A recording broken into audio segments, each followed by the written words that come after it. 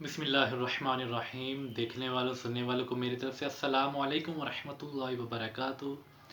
एक सवाल आया कि इमाम साहब जब खुतबा दे रहे होते हैं तो खुतबे के दौरान जो मुक्तदी होते हैं, जो खुतबा सुन रहे होते हैं, उनके लिए किन किन चीज़ों से बचना ये ज़रूरी है, कौन कौन से काम है वो नहीं कर सकते।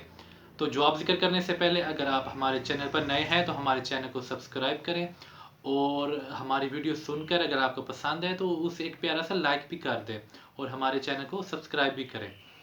तो सवाल ये था कि इमाम साहब जब खुतबा दे रहे होते हैं तो खुतबे के दौरान जो मुक्तदी हैं, जो खुतबा सुन रहे हैं, या ईदैन का खुतबा हो रहा है या निकाह का खुतबा हो रहा है, जो सामीन है, जो सुनने वाले हैं, उनके लिए किन किन चीज़ों से बचना ज़रूरी है।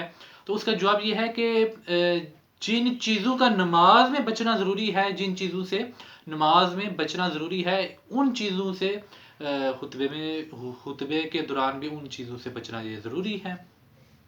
जैसे कि हम नमाज में चल नहीं सकते, इस तरह से खुतबे के दौरान हम चलेंगे नहीं। अगर कोई शख्स खुतबा हो रहा है, पीछे से कोई शख्स आया है, देर से आया है, तो अब उसको चाहिए कि वो खुतबा हो रहा है, वहीं पर जहाँ पर उसको जगह मिले वहीं पर बैठ जाइए। ये नहीं कि वो चलता चलता चलता खुतबा हो रहा है और साथ वो चलता चलता आगे आए।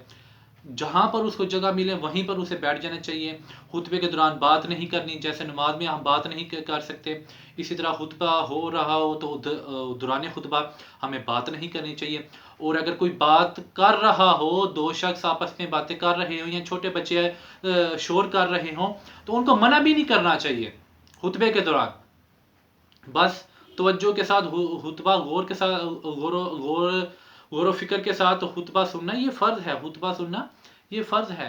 तो तवज्जो के साथ खुतबा सुनना चाहिए, बातें नहीं करनी, उसके बाद इधर उधर नहीं देखना, बल्कि तवज्जो के साथ। और उलमाए किराम फरमाते हैं कि दो खुतबों के दरमियान जब इमाम साहब बैठते हैं, थोड़ा वक्फा देते हैं, तो वहाँ पर लोग हाथ उठाकर दुआ करते हैं। तो वैसे तो ये जो मकाम है ये कबूलियत का मकाम है, यहाँ पर दुआ करनी चाहिए, लेकिन हाथ उठा कर नहीं, दिल ही दिल में, तो अल्लाह तबारक व तआला कबूल फरमाएगा।